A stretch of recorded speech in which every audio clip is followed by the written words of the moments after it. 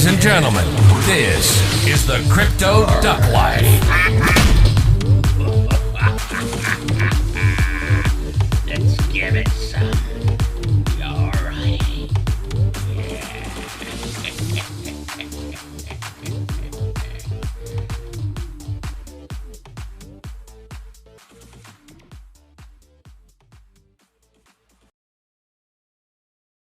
It is a season to be drunk. Fuck a duck a la la la la and all that for jizzle.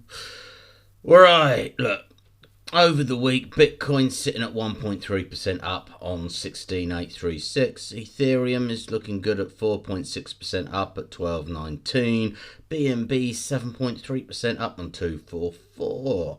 Overall, it looks all right, doesn't it? It's climbing gradually. This same shit will go on. I'm reading people saying that Bitcoin's eyeing 1,300. I'd like to see it go the other way, personally. XDC had a good week. That's up 13.2%. OKT and CRO both recovered by 8%. XCN though, Jesus fuck, 42% down, and Trust Wallet is 13.5% down. Trust Wallet's just a correction from its over positive response to its extensions. There, wild stuff, eh? The amount of Ethereum on exchanges has dropped 30% this year. That's normally a good sign. I would say that's people planning to hold that long term. I've mentioned a few times now that you probably want to get rid of your privacy tokens because they're in for a hard time, but I actually saw a mainstream news article talking about their rather negative without changes future. So I'm standing by that one. CZ, our dear CTO of Binance, he's gone out of his way to present the differences between BNB and FTT. I'm assuming this is simply because of the little dip they've had. I'm sure you all know, and it's just retards pushing it down, but FTT was just an exchange token. It had nothing else. BNB is an entire ecosystem. It's a decentralized exchange token and an exchange token. So you can't really compare the two. Not really. SHIB's burn rate had spiked at 642%. LUNC, it's actually outperformed the top 100 in gains. But then that's not really that relevant considering how fucking low it had gone. Recently we've had a whole dust up of shit as Edward and Tobias left a dispute over how to deal with funding, and now apparently they're back and they've got new proposal coming, which includes re-enabling staking, re-enabling delegation, and a new burn tax. At least they're trying to do something. Only time will tell, I'm afraid, on that one. Alright, let's look back over the week and see what other news you had. Social launches on Solana. It's a Web3 social media. Odd name, obvious play on the actual word social, swapping the L and C letters around. It does look like an interesting project, but then it's on Solana, so who knows if it's going to be up or down when you try to visit it. Orion Network pre-sale has gone live. It offers an extraordinarily high rate of return in its automatic staking system. Personally, to me, that makes it one to avoid. As, well, you know, if it's giving you lots of itself back, what's going to happen? People are going to flog it and the price is going to plummet. There you go. Web3 privacy layer, Aztec, has managed to raise 100 million. surprising in the current climate, but there you go. Argentina has done a bill and plans to establish a dollar-pegged stablecoin. Nigeria has recognised crypto as an investment class and hurries to regulate. The US Senate member has floated the idea to ban crypto entirely. He was pretty soon shut down, with other Senate members saying that it's just too big to get rid of. Exchanges have had a lot to deal with, yeah. There's a price drop of more than 80%. They've had a reduction in trading volumes, which is their profit, of 90%. And they've seen their reserves plummet by 50%. And most of this is nothing more than irrational panic and FUD. And, you know, while not your keys, not your coins, and always holding cold storage is all very well and true as far as keeping your coins safe, it has the side effect of, you know, making your coins worthless because no fuckers trading them. So, like, it is a tough one. I don't think there's anything behind all the FUD with Binance, as much as I hate them. But, like, how much more can any exchange cope with? You know, this continuous assault on exchanges is just not pretty. Anyway, there you go. Look, Musk has said he's going to step down as the head of Twitter. And Edward Snowden says he'll do it for BTC. Don't blame him at all. And Sammy Boy, he says he won't fight extradition. A couple of nights in Bahamas jail has taught him that he'd rather be in an American jail. Can't really blame him for that either, can you? But, yeah, well, there you go. So, along with the senator asking for crypto to be banned in the United States, you know, citing national security. Fuck's sake. We've had a bit of a report from a Ripple lawyer basically saying that the SEC is looking to kill crypto in America. Well, yeah. At the same time, FTX is trying its hardest to get Sam's political donations returned to them so they can hand it back to the people that should have it.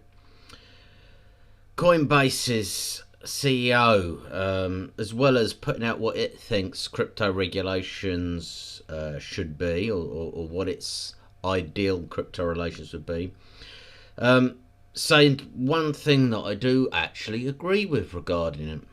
And he's basically said that regulations should be limited to the centralised firms.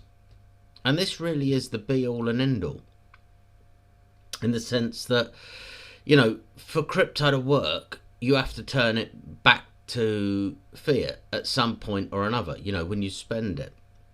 And that's always going to require a centralised firm.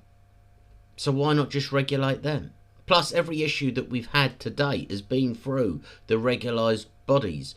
You know, decentralised things cannot fuck up. It works on code. Well, you know, other than the hacks and so forth, but I mean, that's what it is.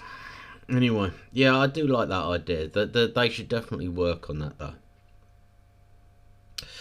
Two of the main core developers for LUNC have quit, causing panic throughout the community and a 5% drop in the token price, as if it wasn't struggling enough. If the main boys are giving up on it, then yeah. Talking of XRP earlier, I don't know what's going on with that. We've seen like a 90% increase in volume, monstrously huge, like whale size movement, and yet the price is not being positively affected, despite several small wins in court this week.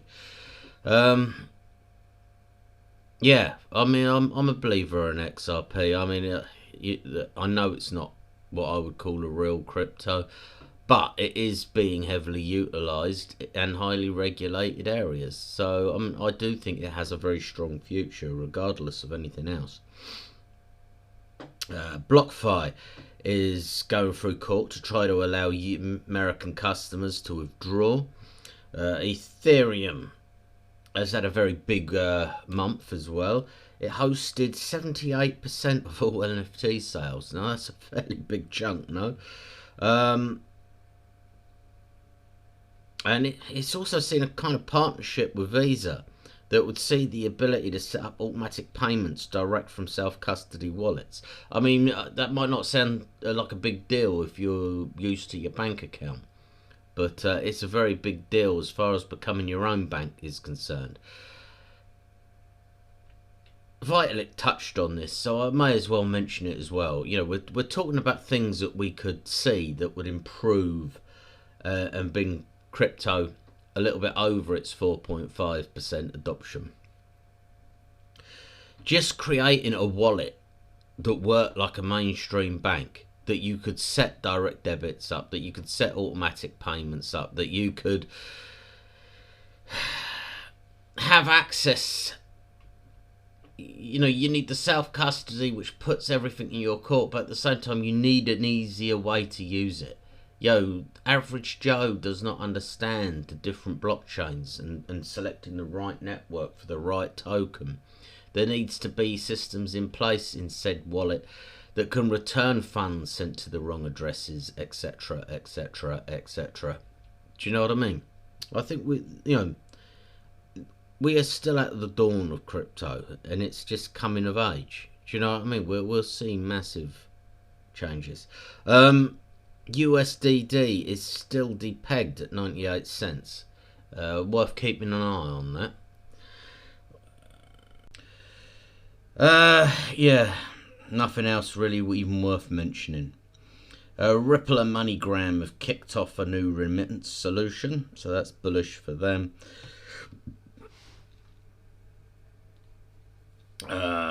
Probably worth mentioning that Ripple have seen a minor win against the SEC, and they've both filed for a time extension until January the 13th. So that's a date to look towards. Gemini's managed to lay out a plan to fix their liquidity issues and DCGs. The Democrats have agreed to return $9.85 million in donations to FTX. SwiftX crypto exchange has exited from a $1 billion merger just amid the regulatory scrutiny. So yeah, I still haven't seen the Ethereum market price in their collab with Visa, so I'm really hoping that as things settle and turn around, we're going to see some bullish movement on Ethereum because of that. I mean, that is a big fucking deal.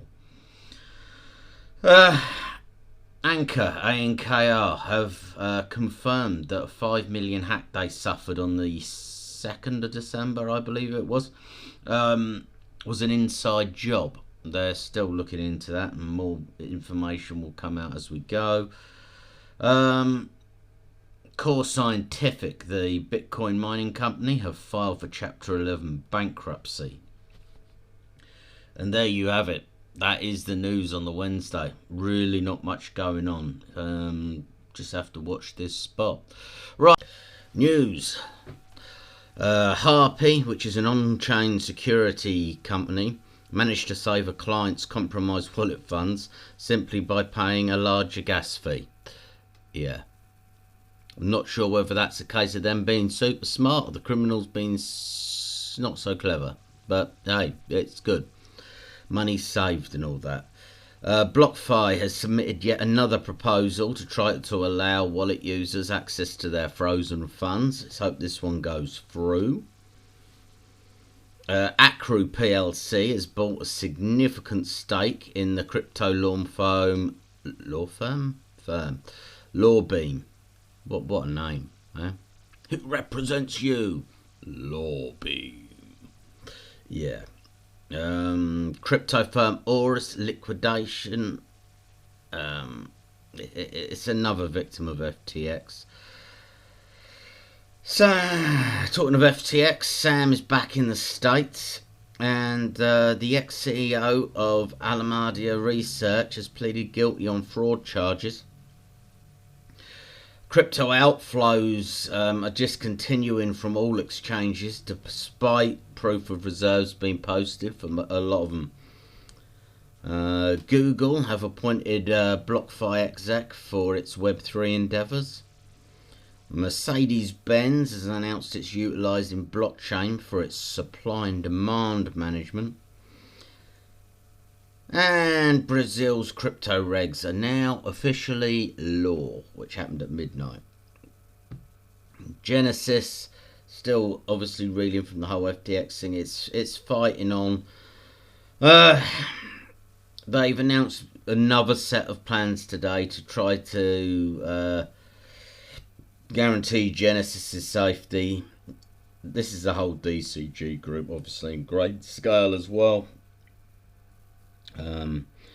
We'll have to wait and see what happens on that front. So Brazil has, finally legalised crypto payments. Fingers crossed that will set the way for greater crypto adoption in the future. You've got Gensler screaming that the crypto crackdown is generally just starting. And, I'd expect nothing less from that corrupt piece of crap. What a fuck. I mean, seriously, what a fuck. The only thing that cunt cares about is fucking money in his pockets. Piece of fucking shit. Let's hope he gets coal for Christmas, hey? Sammy boy, after all the trouble he's caused, he's handed over his passport and sits in house arrest after somehow managing to post 250 million bail. And our dear friend Mr. Musk has said, it's not out of the question that Mr. Beast becomes the new Twitter of CEO. I'd actually like that. That guy is fucking rocking. If you don't do anything else today, take this advice. Skip over to Mr. Beast's channel on YouTube and watch some of his videos. The guy's a fucking great guy. If he becomes the boss of Twitter, well, I think it would actually become a nice place to work, Other news outside of that is not really a great deal, to be honest with you, It's been a slow week, isn't it?